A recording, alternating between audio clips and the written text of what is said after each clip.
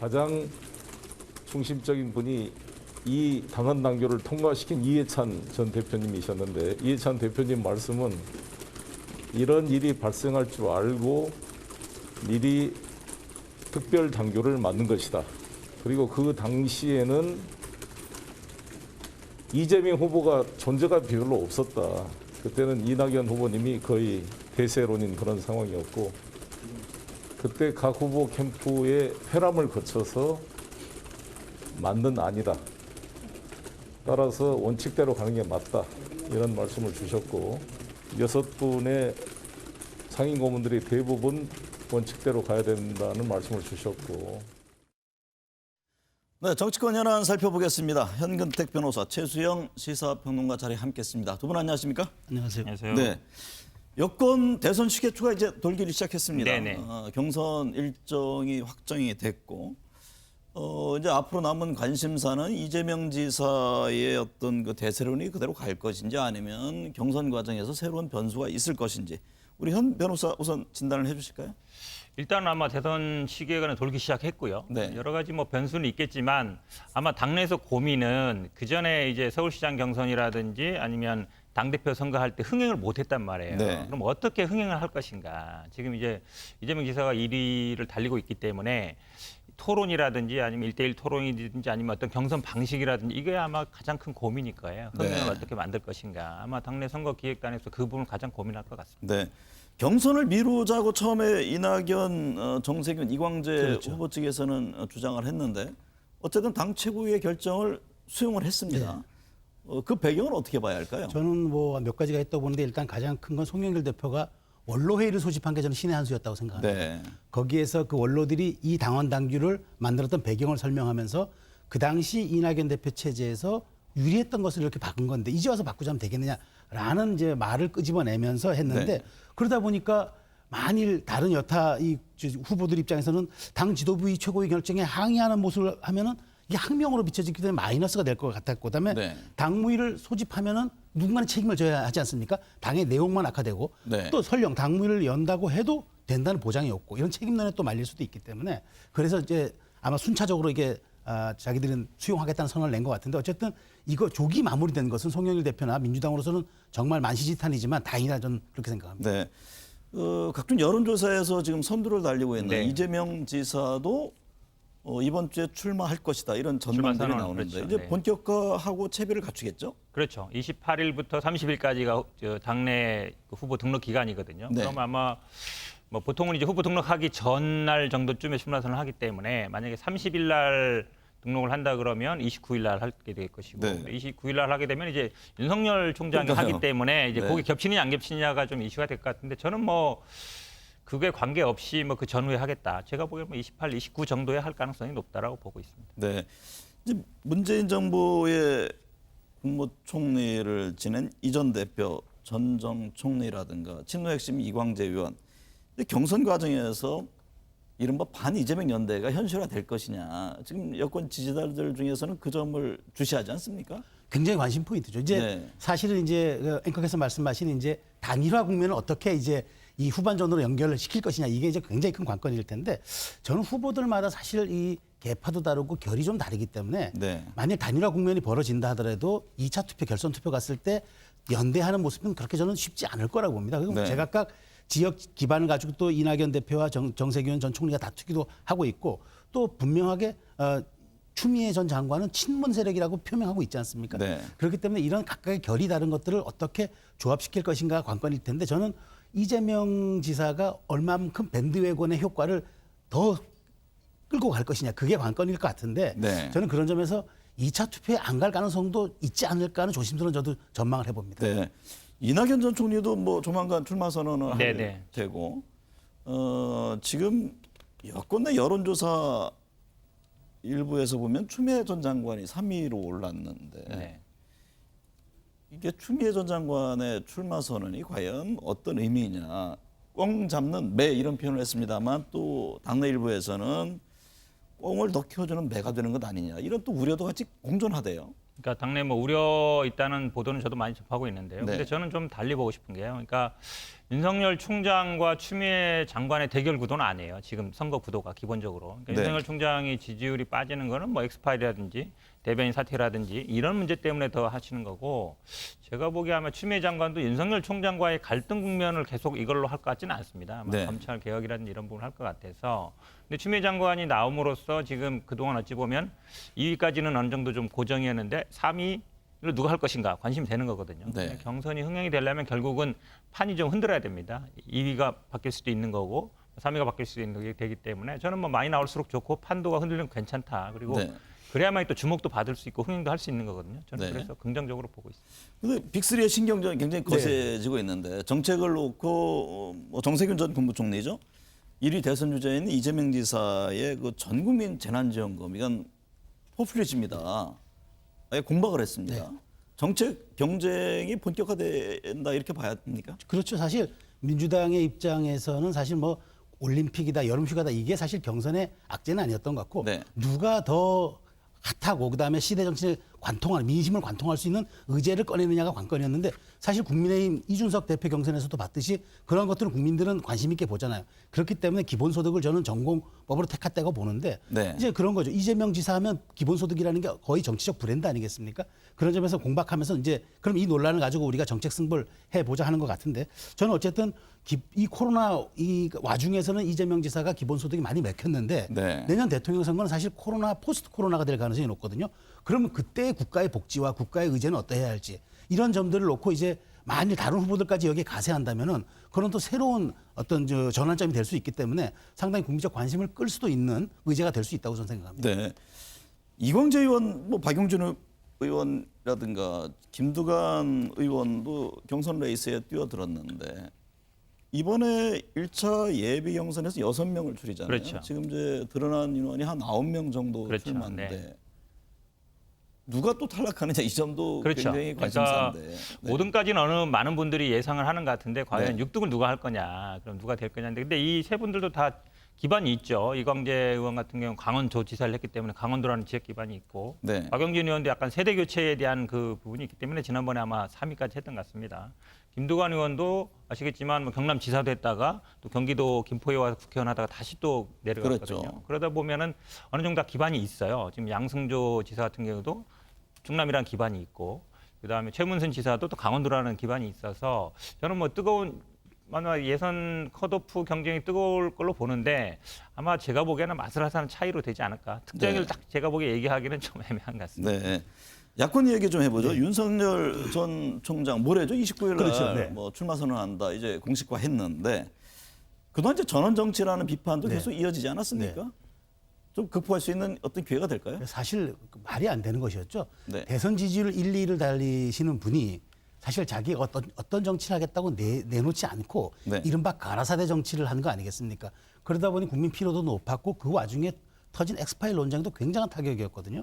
네. 저는 그렇기 때문에 조금 이 출마 선언을 좀 이르게 땡겼다고 저는 생각을 합니다. 그래서 네. 29일이 된 것 같은데 근데 윤석열 총장이 지지율을 쌓아왔던 과정을 놓고 보면은 저분이 국정감사라든가 이런 그 과정을 어떤 그 대중에 소통할 수 있는 기회를 통해서 자신감 있고 당당한 그런 자세를 갖고 지지율을 쌓아왔는데 네. 그동안 보인 모습은 정반대였거든요. 도대체 정체성을 알 수가 없다. 그렇기 때문에 네. 저는 이번 출마의 두 가지 포인트는 그 이제 엑스파일로 인한 이 논란에 대한 그 어떤 낮은 기대치를 또 어떻게 극복할 것인가 함께 시원시원한 답변과 어떤 우리가 사실 그렇잖아요. 정치는 이슈보다는 이슈를 다루는 태도가 굉장히 정치인으로서는 중요한데 네. 그런 점을 어떻게 자신감 있게 보일 것이냐. 기자들의 질의응답이 대단히 세게 있을 것 같은데 그 점에 대해서 어떻게 극복하고 어떤 모습을 보여줄지가 저는 초반 지지율을 조정받는 가장 큰 관건이라고 생각합니다. 지금 최 평론가께서 말씀하셨듯이 이제 기자들의 질의응답이 이어질 텐데 그렇죠, 당연하죠. 여러 궁금증이 있습니다. 그렇죠. 뭐 예를 들면 엑스파일 관련 논란에 대해서 어떤 입장이고 또 대한민국을 어떻게 끌고 갈 것인지 비전은 그렇죠. 무엇인지 여러 가지가 있을 텐데 그 부분에 대해서 좀 시원하게 답변할 수 있는 기회가 될까요? 쉽지 않을 거라고 봐요. 그러니까 출마 네. 선언문이 그냥 읽는 거니까 할 수 있잖아요. 근데 아마 기자들이 수없이 많은 질문을 할 겁니다. 동일한 질문도 반복될 거예요. 특히 네. 엑스파일 내용에 대한 질문도 계속 할 텐데 그때 과연 어떻게 답변을 할 수 있는가. 예를 들어서 여러 가지 질문한다 그러면 뭐 그만하시죠. 뭐 여기서 하겠습니다. 그러니까 질문은 막으면 안 되거든요. 네. 그만큼 질문이 많다는 거는 그만큼 국민들이 궁금하다는 거예요. 근데 네.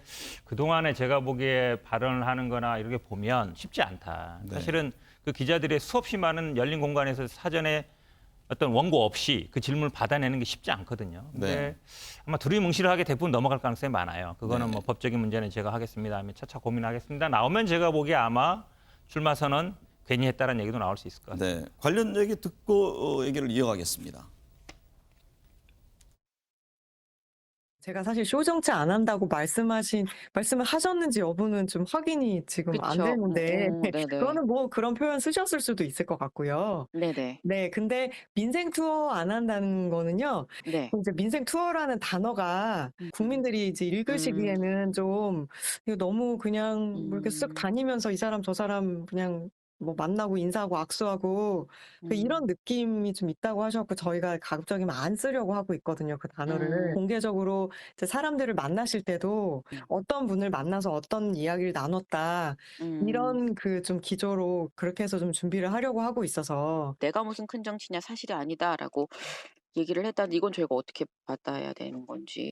이제 큰 정치라는 주는 느낌이 좀 그 오해의 여지가 있어서 그 오해를 하는 시각도 사실은 좀 있었거든요. 네. 그래가지고 이제 그런 그런 뜻을 차원에서. 예, 그런 차원에서 아마 말씀하시지 않았을까.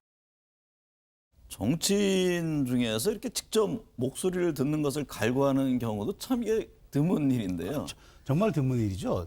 국민의힘 입당 관련한 질문도 이게 피하기 어려울 것 같은데. 당연히 나올 겁니다. 그런데 저는 국민의힘 그 질문 입당에 대해서는 아마 답변이 준비돼 있을 거라고 봐요. 그러니까 네. 국민의 목소리를 좀 더 들어보겠다. 그래서 이번에야말로 두루뭉실 갈 수는 없잖아요. 그렇죠. 그런데 로드맵을 그러면서 제시해야 제가 되지 보기에 않을까요? 시안을 제시할 것 같아요. 그러니까 네. 민심 뭐 투어라는 표현을 뭐 싫어한다니까 뭐 여행 같은 느낌이 들어서 그러니까 어쨌든 지방의 민심과 다양한 사람들이 만나서 경청한 후에 뭐 8월 그러니까 시안을 정해서 결정을 짓겠다 아마 이 정도 선언할 것 같은데 그런데 어쨌든 지금 저는 윤석열 총장의 지지율이 계속 조정을 받으면은 네. 국민의힘 입당 시기가 전격적으로 당겨질 가능성도 저는 있다고 봅니다. 왜냐하면 네. 이렇게 상처받고 공격받으면서 밖에 삼지대 영역에서 머무르는 것은 본인으로서는 굉장히 앞으로 더 말하자면 정치적 향후 일정 도모하기가 어렵기 때문에 조기 입당 가능성이 저는 있다고 생각합니다. 그런데요, 그 뭐라고 해야 하나요? 주변에 어떤 사람과 하느냐 이게 굉장히 중요한데 그렇죠. 정치인은 어떤 그것도 하나의 그 정치적 메시지 아니겠습니까?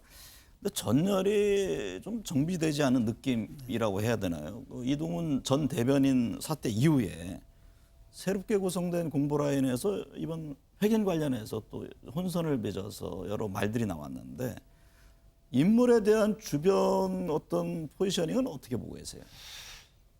지금 거의 나오는 게 보면 예전에 뭐 같이 수사를 하거나 장모 사건을 했던 특수부 검사 출신 변호사들이라든가 네. 아니면 이제 변호사들인데 근데 그분들의 특징이 정치하고는 별로 관련이 없던 분들이에요. 지금 뭐 교수라는 분들도 보면 대부분 그런 분들이고 그러니까 이분이 기본적으로 정치라는 걸 조금 너무 쉽게 보는 게 아닌가. 왜냐하면 정치도 굉장히 전문 영역이거든요. 제가 네. 보기에 뭐 판검사보다 더 전문 영역이에요. 해본 분들도 있고. 그러니까 약간 제가 보기에 기존에 정치하는 분들에 대해서 뭐 때가 묻었다든지 아니면 약간 부패하다든지 아니면 약간 뭔가 나쁜 짓을 할 것 같고 뭔가 도와주겠다 그러면 저 사람은 무슨 꿍꿍이지 이렇게 생각할 것 같아요. 그러다 보니까 어찌 보면 새로운 사람은 좋은데 과연 이분들이 저는 장성철 소장 말이 맞다고 봐요. 이분들 진용을 가지고 이 엑스파일 내용이 나왔을 때 지금 내용도 안 나온 거잖아요. 내용이 나왔을 때 대응이 되겠느냐. 당연히 법률가들은 뭐 법적으로 문제 없다 그랬겠지만 정치를 법으로 하는 게 아니잖아요. 네. 그렇게 본다 그러면 이런 국면을 헤쳐나갈 사람들은 아직까지는 안 보인다라고 네. 봅니다. 한편에서는요, 윤석열 사당 진용에 이명박 전 대통령 청와대 핵심 참모들이 함께하고 있다. 외곽에서 지원하고 있다. 이런 얘기가 들리는데 그게 맞는 내용입니까? 그러니까 이른바 윤석열을 지금 전 총장을 도와주고 있는 그룹 모임이 네. 공정과 상식이라는 포럼인데 여기에 보면 주요 인맥들이 이제 이명박 정부 때 이제 외교안보를 맡았거나 하는 이런 분들이 좀 많이 있어요. 그렇기 때문에 네. 이제 전 보는데 어쨌든 이 윤석열 전 총장의 인재풀이 두텁지 않다라는 건 맞는 것 같아요. 그러니까 사실 윤석열 총장이 지금 정치 지향점 내가 보수다, 내가 중도 지향이다, 내가 국민의힘에 가겠다 이렇게 뚜렷하게 제시하지 않은 상황에서 이렇게 그냥 쭉 보면은 그냥 보수 중심의 인사들로 이렇게 그냥 포럼이 형성돼 있는 걸 보면은 네. 아직까지 여기 자기 인맥과 자기 참모 이런 스텝들에 대한 어떤 뚜렷한 어떤 소신, 자기 철학 그다음에 이런 구성들이 조금 아직은 부족하지 않은가 저는 그렇게 생각하고 있습니다. 네. 한마디만 하면요. 사실은 이제 보통 포럼 지지대 때 포럼 오면 본인 당사자가 나와서 축사를 하거나 이래요. 그게 어쨌든 선거법의 관계 때문인데 사실 이 출마했다는 포럼도 보면 제가 보기엔 윤석열 총장하고 직접 관계가 없는 것 같아요. 그냥 자발적으로 한 것이지 네. 축사라든지 아니면 뭐 환영사라든지 이런 거 전혀 없었잖아요. 그렇게 보면 제가 보기에 그냥 자발적으로 모인 단체 이렇게 네. 보는 게 맞는 그 거예요. 자문 그룹으로 소개가 되더라고요. 아, 그래요? 네. 또 주목을 받는 인물이 최재형 감사원장인데요. 지금 뭐 아버지를 설득하고 이르면 28일 감사원장직에서 물러날 예정이다라는 건데 윤 전 총장과 일종의 대체제 관계 아니냐 이런 진단이 나오는데 그 부분에 동의하십니까? 저는 어느 동의합니다. 네. 근데 문제는요. 어쨌든 지금 뭐 엑스파일이라든지 대변인 사퇴 얘기하면서 이제 야권에서 최재형 감사원 쪽으로 관심을 많이 갖고 있는데 근데 얼마나 파괴력이 있을 것이냐. 네. 근데 제가 봤을 때는 윤석열 총장만큼 절대 못 간다. 왜냐하면 윤석열 총장은 그동안 어쨌든 수사하고 이러면서 그 언론의 주목을 굉장히 많이 받았거든요. 물론 본인의 뭐 가정사라든지 부인이라든지 뭐 장모에 대한 건 있지만 근데 최재형 감사원장은 어찌 보면 평탄하게 걸어왔거든요. 법관의 길을 걸어왔고 그러다가 이제 감사원장 돼서 뭐 원전 감사한 정도기 때문에 윤석열 총장만큼의 어떤 뭐 지지율이라든지 아니면 네. 사람들의 관심을 받기는 어렵다. 그리고 가장 큰 넘어야 될 점은 지금 현직 감사원장이라는 거예요. 네. 그 부분은 제가 보기에 국민들이 아니 하다가 임기도 다 안 채우고 나와서 정치를 한다? 그 부분은 제가 보기에 넘기 쉽지 않다고 봅니다. 그 부분에 대해서는 저는 동감합니다. 그러나 저는 나왔을 때 나와가지고 본인이 바로 국민의힘에 입당하든가 정치 선언하지 않고 쭉 한 달 정도는 어느 정도의 숙려 기간과 자기 어떤 비전의 시간을 가지면서 국민과 소통한 다음에 그다음에 사실 윤석열 총장보다 만큼 갖고 있는 것도 반문 상징성이 있어요. 네. 게다가 이른바 도덕적 측면에서도 처가 리스크 등등 얘기하는 윤석열 총장보다도 저는 그건 굉장히 또 상쇄할 수 있기 때문에 저는 두 사람이 만일 경쟁한다면 한 사람이 탈락해서 공정과 상식이라는 원칙에 대해서 손을 들어준다면 저는 이 두 조합의 파괴력도 만만치 않을 거라고 생각이 듭니다. 네. 그 와중에 홍준표 의원 복당했잖아요. 네. 큰 아들이 돌아왔다 이러면서 윤 전 총장에 대해서 검증을 명확히 해야 된다. 그런 입장을 취하고 있는데 이게 어떤 예를 들면 야권 진영 안에서 같은 진영 내 후보에 대한 흠집 내기가 되는 것인지 아니면 흥행 요소가 될 것인지 그 점은 어떻게 보세요? 결국은 동전의 양면인데요. 네. 결국 우리가 기억하듯이 이명박 박근혜 뭐 BBK 뭐 최순실 문제도 다 경선 때 나왔던 거거든요. 근데 홍준표 대표가 윤석열 총장보다 연수원도 한 9기수, 10기수 위에고 네. 정치로 따지면 한 20, 30년 선배죠. 그러니까 아마 제가 보기에 홍준표 대표가 많은 것을 공격할 가능성이 있고 저는 아마 제2의 BBK 최순실 같이 뜨겁게 아마 붙을 가능성이 높은데 네. 홍준표 대표가 당내에서 계속 윤석열 총장을 어찌 보면 뭐 비판하고 이러면은 사실은 들어가기 힘들어요. 예, 지금 말씀처럼 뭐 금방 들어갔다 그러는데 결국은 아마 분기점은 이준석 대표가 얘기한 8월 말에 들어가냐 마냐가 될 것 같은데 네. 제가 보기에는 홍준표 대표가 이미 들어와서 있는 한은 들어가기 쉽지 않은 상황 아닌가라고 보고 있습니다. 네. 지금 유승민 전 의원 최근에 지지율이 네. 그 올랐더라고요. 그 당내 주자에 대해서 이준석 대표 체제에 좀 관심을 기울이는 모습인데 원희룡 제주지사도 있고 우선 당내 주자들의 어떤 그 변화 또 지지율 상승의 계기 이건 어떻게 보고 계세요? 저는 이준석 대표의 선출은 네. 당연히 이제 뭐 친소 관계를 떠나서 유승민 전 대표와 원희룡 지사에게 굉장한 상승 요인이 된 거죠. 왜냐하면 네. 유승민 전 대표의 경우에는 이른바 이 새로운 시대에 대한 정치 갈망 또는 TK에 대한 지지와 함께 더더군다나 경제 전문가라는 이미지가 있는데 네. 사실은 포스트 코로나 이후는 경제가 화두가 될 가능성이 크고 그다음에 원희룡 지사는 새로운 정치 혁신의 방점이 찍혀 있기 때문에 이른바 청년 정치까지도 수용할 수 있는 그런 사실상 정치 포지셔닝이 돼 있거든요. 그런 점에서 놓고 보면 이 두 사람의 약진은 어느 정도 예상이 되는 점이고 그다음에 네. 당의 자강론과도 맞물려 있는 상황이기 때문에 저는 두 사람의 약진은 굉장히 한번 눈여겨볼 만한 대목이 될 것 같습니다. 이준석 대표에 대한 여지는 뭐 계속 되는 것 같아요. 지금 행보를 봐도 봉화마을 호남 방문회에서 봉화마을도 갔고 또 어제죠 김구 선생 묘소 그렇죠. 참배했더라고요. 말 그대로 이제 중도 확장의 움직임인데 또 한편에서는 극우로 분류되는 황교안 전 대표를 그렇죠. 만났고 이준석 대표 행보 여권으로서도 긴장해야 되는 건 아닌가요? 일단은 당내 주자들 좀 키우겠다 이건 같아요. 네. 지난번 아마 서울시장 때처럼 지금 당 밖에 이제 주자들이 많기 때문에 주목을 못 받고 있잖아요. 그러니까 어쨌든 당내에서 주자들을 좀 키워서 당내 경선을 좀 흥행을 시키겠다 네. 이거 같은데요. 지금 그렇다고 해서 황교안 대표까지 주자로 봐서 손을 잡아야 되느냐 저는 약간 의문이 있어요. 네. 그전에 얘기할 때 보면 항상 좀 선을 그어야 된다 그쪽이랑 나왔는데 저는 지금 보기에는 조금 급하지 않은가. 물론 아마 제가 봐도 뭐 유승민 의원이 가장 저는 뭐 혜택을 볼 걸로 보는데 판을 키워도 그래도 조금 황교안 대표까지 가는 건 약간 오버 아닌가라고 보고 있습니다. 네. 저는 이준석 대표의 짧게 한 말씀 드리면은 저 행보가 그거예요. 당의 지지층의 사람들을 최대한 자극하지 않으면서 외연은 확장하겠다. 이런 중도, 그러니까 보수 정당을 중도 정당으로 만들어 보겠다는 저 행보인 것 같아요. 그래서 네. 그런 전략의 연장선상에서 저는 해석하는 게 맞지 않을까 싶습니다. 네. 오늘 두 분 말씀 감사합니다.